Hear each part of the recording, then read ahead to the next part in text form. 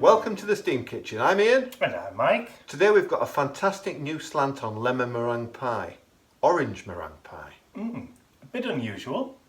But very orangey. Very, very tasty. For today's recipe you're going to need the following.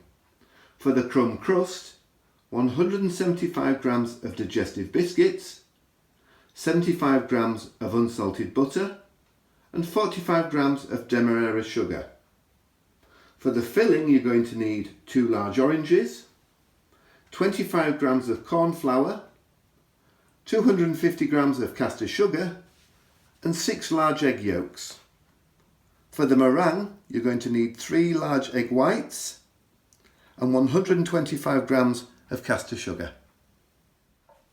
If you can hear a jangling in the background and the slurp, slurp, slurp, Bentley's just decided to have his lunch. He's had all morning and now he's decided to have his lunch when we start filming. He's just such a media whore. Yeah. Timing is perfect. He is. Okay, for the meringue today we're going to need a 23 centimetre 9-inch pan. I've used a loose bottom one. I get tablets for it, I believe. And I've cut a piece of parchment to go on the base of it. Right. It just makes the release of the base easier when it's all finished. Okay. Okay. Mike has beaten the digestive biscuits to a pulp. I've used digestives, but you need to use any wheat-based biscuit, isn't that right, Mike? Wheat-based cookie. Cookie, yeah. Yes. Sorry, I get mixed up with the terminology. Yes. So just a plain, ordinary wheat-based cookie. You can use graham crackers if you want, but they're a bit cinnamony, I believe. Yeah. But it might be quite nice. Give it a whirl. Yeah. So ordinary type biscuits, digestives, hobnobs for those people in the UK, or even malted milk would do it. Yeah, they would, yeah. At a push. So Mike's beaten these into submission. He's done very well, actually. Thank you. And I've got the butter here, which has been softened, and also the demerara sugar. Lovely. Okay, so we'll put that to one side, and I'm just going to pop into the pan the butter and the demerara sugar, and then I'm just going to pop in the biscuits and get it all mixed up on the heat. Yes, but you're looking for your utensils then? I was. They're behind you. I know. It's like pantomime, isn't it? It's behind you. There we are. So, I'm just going to go over to the hob, melt this lot, and I'll be back and I'll show you what we're going to do then. It's best not to have the heat too high because you don't want to burn the butter. You just want to get it nicely melted. Keep it moving, because if you don't keep it moving, you could burn it or burn the sugar. Of course, if you're using non-stick, do not use metal implements, because I've ruined this pan doing that. One of them? Yeah, one of them. There we are. It's just starting to go, and it smells absolutely delicious. Did we say salted or unsalted? Unsalted butter, I've said, Unsalted. yes. Yeah. I can't have been listening. Never mind. My eyes were fixed on the biscuits. They were. There we go. So say nothing too fierce. You don't want to boil the butter, that's all you need. No. You're just going to melt it so it will infuse the, as I said, I'm using the digestive biscuits, but you can use graham crackers or any wheat-based cookie. There we are. Starting to go. It doesn't have to be hot, it just has to melt. Because all the cooking's going to be done in the oven. Yes. So a low light. Yes. Yeah, a little while, just so that the butter dissolves. And then the demerara sugar. I mean, that smells delicious. Is dissolve the right word? I think so. Melt. Melt. The sugar dissolves. Yes. And then the cookie, then the Crumb? crumb. We don't need the heat on for the crumb, I've just missed as well, but never mind. So we're just going to mix it in. Just slowly work it all in. Yeah, slowly work it in. The finer the crumb, the more it will absorb the liquid. And also the smoother the base. Yes, yeah. If it's lumpy and it doesn't make any difference, you're going to push it down in the pan. I think on the sack here, look at that. Where's that come from? Sinful. Just throw it to one Put side. it over there. Shouldn't affect the grammage yet. No. The damage is pretty. Oh, another one there, love that. Oh, that tastes delicious on its own. It will do. Infused with butter.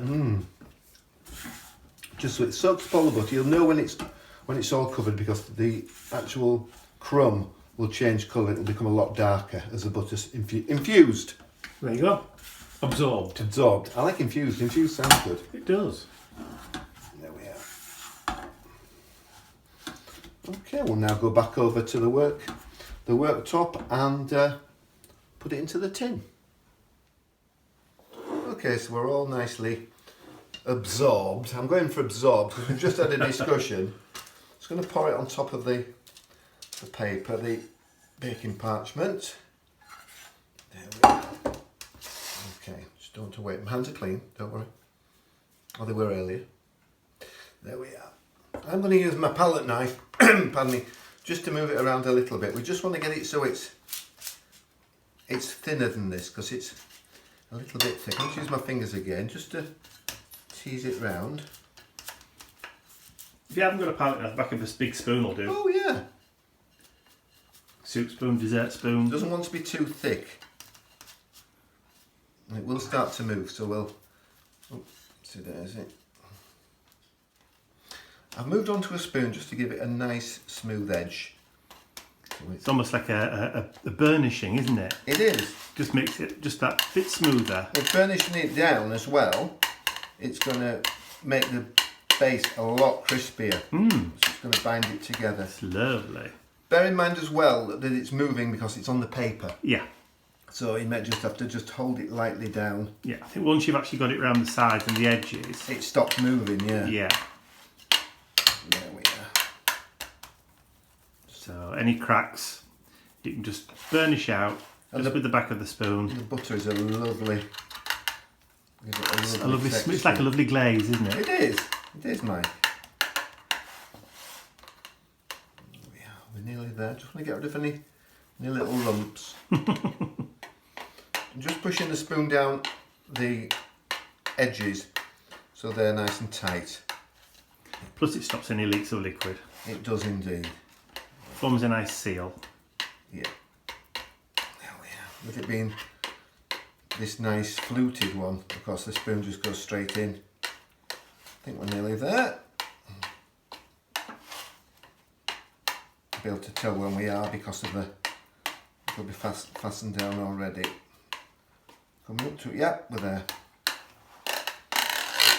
There we are. So that's all beautifully lined. Gorgeous. Gorgeous. Okay, so what we'll do is I'll just put that to one side. There we are. Beautiful. It's almost like a musical instrument when It is. I'm going to pop it in the refrigerator just for 5 minutes, just so it cools. And we can get on with making the lovely scrummy orange filling. Beautiful. This is the bit that always goes wrong. So the reason I've got all these bowls is I need all the egg yolks in there, and I need 3 egg whites and 3 egg whites. Okay. 3 we're going to use for meringue and 3 we're going to put away for another day. Okie dokes. Okay. For another meringue. Another meringue, yeah. So I'll do egg whites. Just backwards and forwards on the shell. I know you can get sexy machines to do it, but I haven't got one. So 1 egg yolk.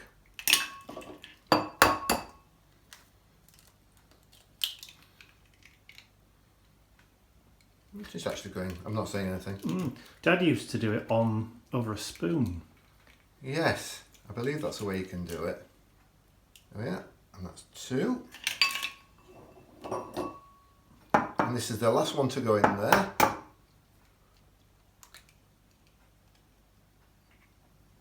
we are. Just to and fro. Yeah, to and fro gently does it. I move that to one side because I don't want to get myself mixed up. And this is for the other 3. I know you can get one and it looks like a plastic bubble, and you put it over the top of the egg and push it, and it sucks the egg yolk inside it. Oh right, the ones I've seen are just like a spoon with 2, like slots in it. Yeah, and the egg white goes through the slots, but the yolk sits in the cup of the spoon. Oops. Nearly. I have burst it, but it doesn't matter because we're It's not. only just a little bit. It doesn't make any difference. No, I'll just leave it. Does it? I'll just take that out. There we are. That's it. And then last one. Well, you have got 3 that you weren't going to use anyway. Yeah, I have, that's right. They're my 3 sparesies. So as long as you've got the majority of the egg yolk. Yeah. It's quite bizarre stuff, isn't it?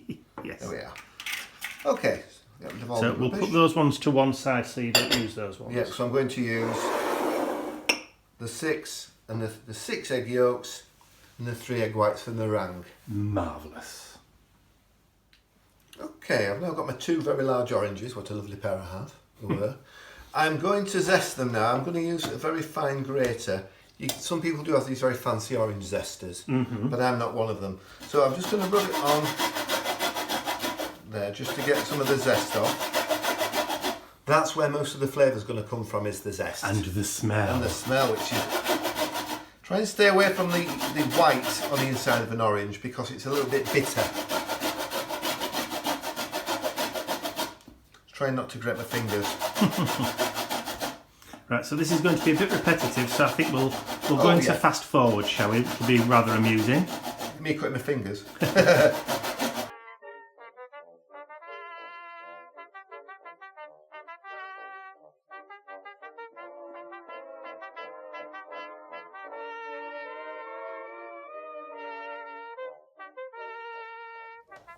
I've got all the zest that I'm going to need, I think. There's a lot in there, as you see. I'm just going to put it down to the bottom. Yes, and the kitchen smells amazing. What you will notice, if you don't wash your hands straight away, you'll end up with orange hands. Okay, so that's all the zest. So I'll just put the top on there. Now I'm just going to slice the oranges. As Mike pointed out, it's best to slice them across... Chopping board, darling, please. Oh, sorry. None of my worktops. Slice them down the equator. Yes. Not the if you poles. imagine the... I don't know what they call that. The pith. As being the North and the South Pole. If you do it around the equator, that way you get that perfect segment. And it's easier to squeeze. So, I'm just going to use a squeezer. If you haven't got a squeezer, you can do them by hand. Just be careful you don't get covered in orange juice.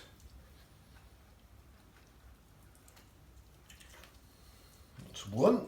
Just get a little ramekin to put it in.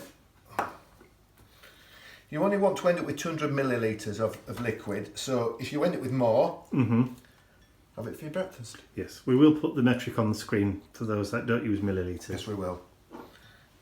Okay, I'll just do it again. And through again. There might be quite a lot here, actually. I'll just empty that over the strainer into the jug. Just in case there's any pips. Just in case there's pips and things.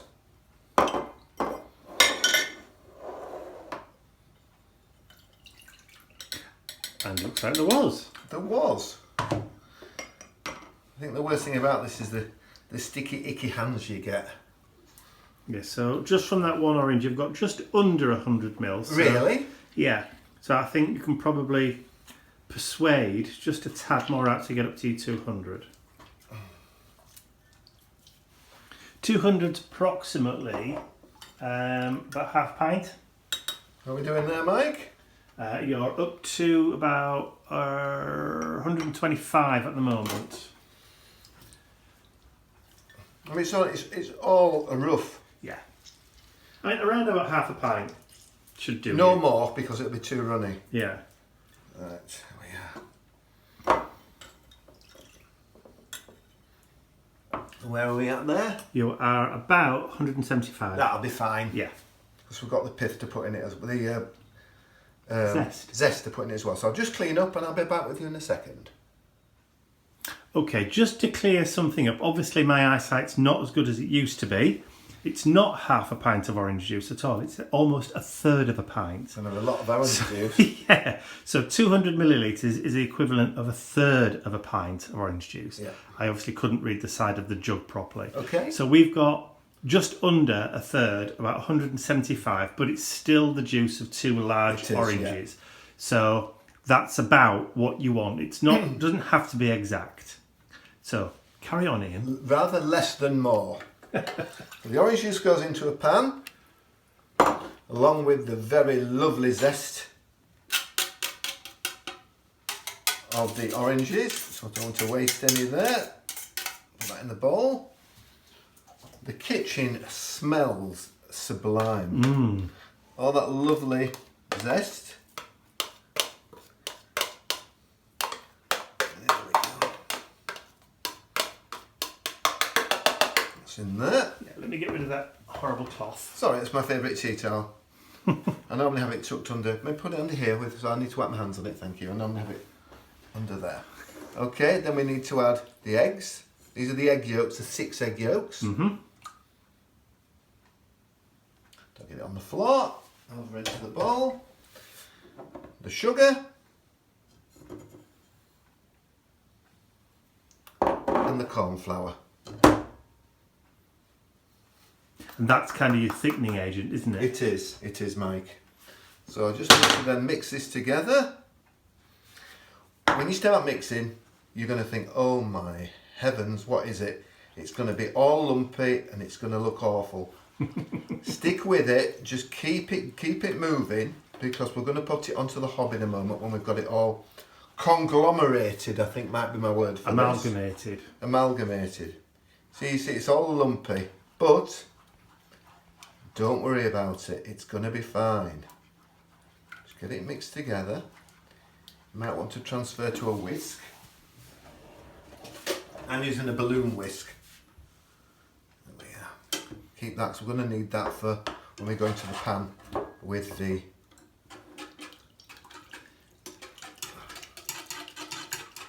I'm not pushing too hard, so I'm not taking the coating off the pan. I'm just trying to get it to mix up a little bit. He's only saying that because I'm pulling the face at him.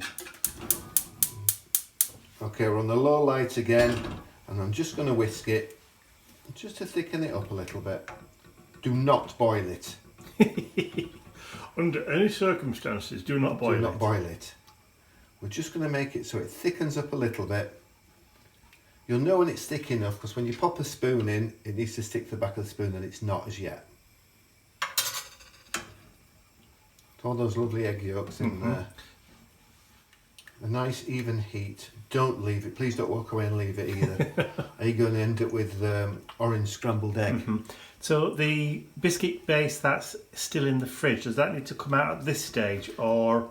No, that can come out as when this goes. This has got to cool for a moment or two, and then we'll get it out of the refrigerator. Am I getting ahead of the game? No, it's fine. You can smell it. It's beginning to thicken up. Yeah, do you want to just? That's it. Just turn it up a Your little bit. pan was just a bit away from the actual centre of the flame. You're in danger of getting the handle caught then, and your fingers. Yeah. Stick with it. It will go all at once when it starts to go. Well, that's certainly thickened up. Got to keep it moving. It starts to bubble. Don't burn your hands on it, please. If it starts to bubble too much, just lift it off the heat. Just keep it above, about an inch or two above, and just keep it moving. That's definitely turned into a nice curd now, hasn't it? As you leave it, you see it's going to blob, blob, blob. It looks like the surface of the moon. Keep it moving. It's a little bit thicker than that. The thicker it is, the better it will set in your pie case. But don't have it so set that you can't pour it. There we are. I think that's it, Mike. Lovely. Look at that. And it still smells delish. It does. So we'll just transfer over to the countertop over there and crack on. Look at that. Wish it was smell-o-vision. I'll just pop that over there and just grab my spatula. Okay, so I've got my crumb base out of the refrigerator, and I'm just going to spread this over the top. Dump it in the middle and just work it lightly round. Okay. It's going to be the best way to do it, I think. Oh, look at that. There we are. Let's get every last bit of goodness out of the pan. There we go. Put that in there. You didn't have to show me, I did believe you. Yeah, just going to move it round. Back of the spatula. Colour is amazing. It is, it's like saffron. Anybody would think he'd actually put Oranges in it. food colouring in it, but you I haven't. think you put oranges All in it. natural colour. From the oranges. Mm. Yeah, it is. Yeah, I'm not going to be tempted to run my finger down it. No, best not. That would be a very silly thing to do. I've done it before. There we are. Let's not waste any of that lovely goodness. There we are. And that is beautiful. Right. Just shake it around a little bit, just a tap. I don't want to miss the edges. It's important that it goes to the edges. There we are. Okay. So we'll leave that just to sit for 5 or 10 minutes while we sort the meringue. We don't really want to put the meringue on top while it's red hot. No. So we'll put it to one side. Don't put it in the refrigerator when it's as hot as this, because it will send the other food off in the refrigerator. Okay, I've got my trusty mixer out. Make sure that it's completely grease free. The inner bowl. Can't get it in. There we are. Inner bowl and also the whisk. Any grease and your meringue will just fall. You'll get it to the peak and it'll just fall away. Be fuller than a starlet in the 1950s. So let's make sure it's nice and clean, and then we can start making the meringue. Okay, I've put the oven on to warm up. Watch the temperature, please, Bentley. He's a good boy. He's a very good boy. So, right, I'm going to put the egg whites in the mixing bowl. What amazes me is the fact that something so runny can become so fluffy. I'm glad you didn't use the word stiff. Right. Oh, don't! Don't! Just did use the word stiff. Don't! You won't be able to hear me while we're doing this, but we're going to put the caster sugar in just a spoon at a time. Okay. Don't dump it all in at once, you'll end up with really grainy meringues. And that's not all very you good. need. That's the last thing you want, is a grainy meringue. It is. You'll see me stopping a couple of times while I'm doing it, just to check that it's actually how I want it to be. I want very, very stiff Yes. peaks. Yes.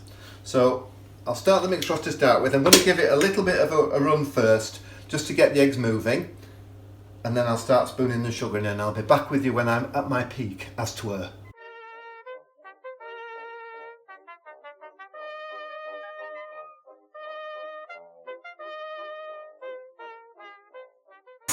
Quick tip for you. I've got to turn it off. When it starts to firm up, you'll notice the beater sounds from, instead of going slush, slush, slush, it goes pa-dum, pa-dum, pa-dum, pa-dum, as it's hitting the volume. Well, that's the official artisan sound effect. Fluppity, fluppity, flup, flup, flup. Yes. Yes.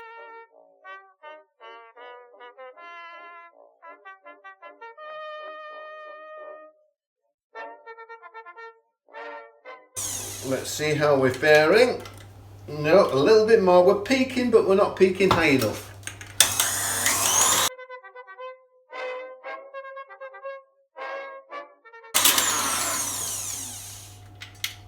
We are all nice and fluffy. Perfect, in fact.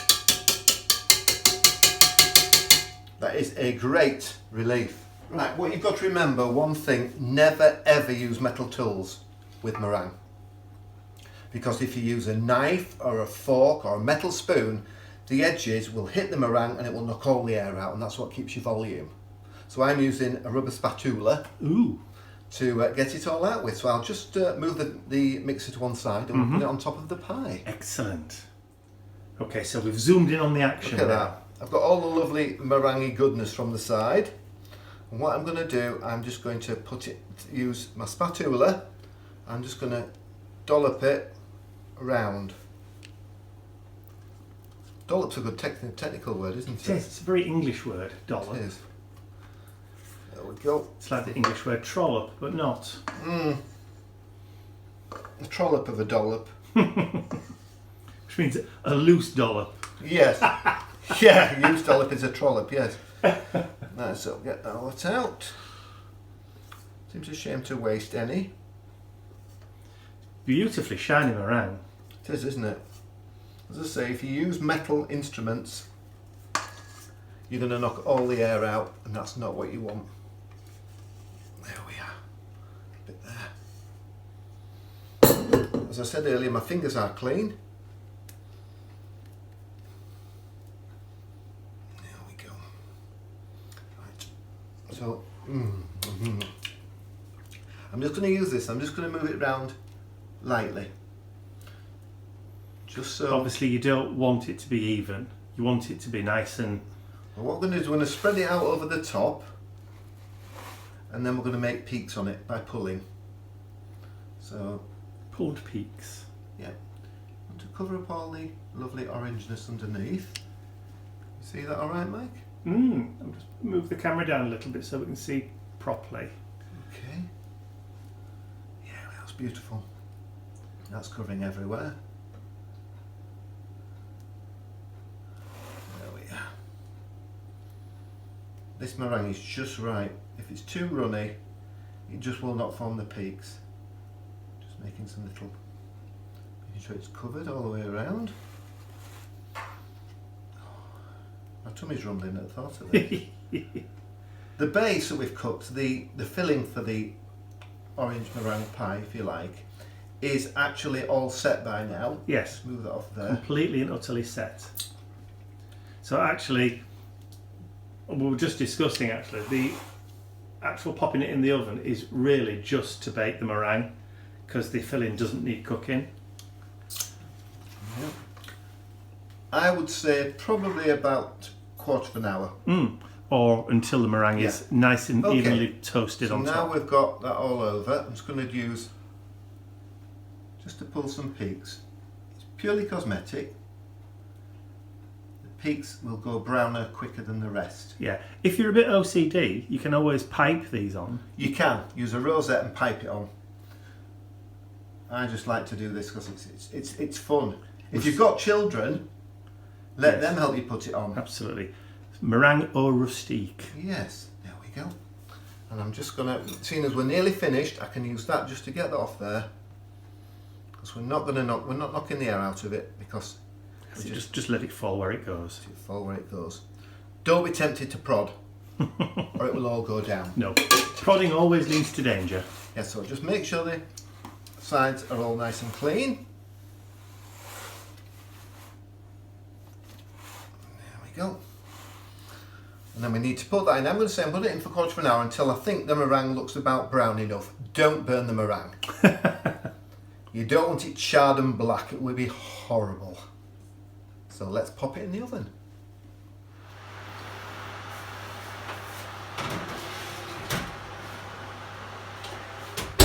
Make sure to pop it on the middle shelf.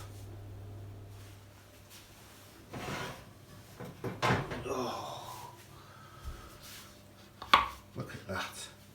Beautiful. Because if you wanted it browner, you do it in for a little bit longer, or put it under the grill, like I said, or if you've got one of them little blow torches for creme brulee, you could always just burn it over the top if you want to. But remember, meringues aren't supposed to be dry all the way through. No, they are supposed to be crispy on the outside and light and fluffy on the inside. So there we are. The peaks have just taken it, and it's just, you see, it's a little bit of wobble. Don't worry, it will crack. All meringue cracks when it cools after it's been in the oven like this. And it might pull slightly away from the sides, but that's quite normal. So leave that to cool now for about 30 minutes. Try and keep your paws off it, Mike. And then we can de-tin it and have a cut into it. Okay, I shall sit on my hands for half an hour. Oh, look at that. Must torment him. Moment of truth time. Da da da da. Okay, so now we've left it to cool. Let's have a look. Just turn it around a little bit. So I can. Oh, it's making the right noise. Don't forget you still got your parchment paper I've got underneath. parchment paper on underneath. Yeah. Oh, this looks as though it could be. Oh,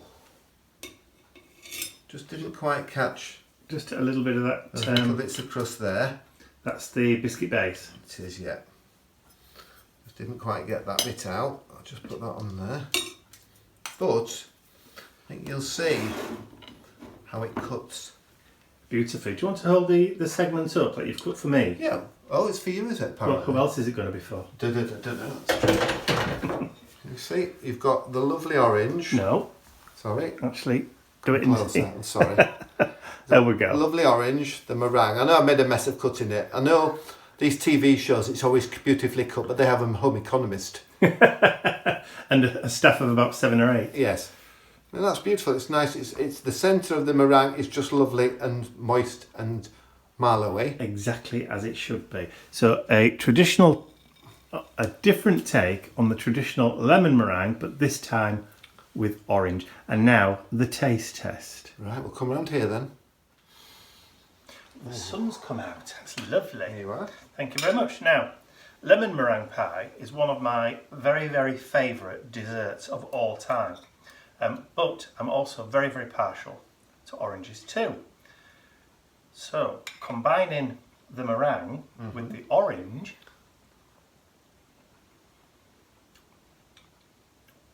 oh, that is just beautiful. I'll have some then. You tell everybody about downloading the recipe card then. So, don't forget, if you'd like to download the recipe card for this recipe, for the orange meringue pie, You'll want to as well. Oh. then there is a clickable link in the description area below. And don't forget, there are all of the recipe cards for all of the recipes that we've done so far in season 1. So, on that note, hope you've enjoyed that. If you have, please remember to give the video a thumbs up, share it with your friends, and if you haven't subscribed to our YouTube channel already, you can do so by clicking that button at the end of the video. That's all from us for now. I'll take all of that. Thank you. Really nice. We'll see you all again very, very soon. Bye for now. I'll be the pretty one over here. I've still got all this though.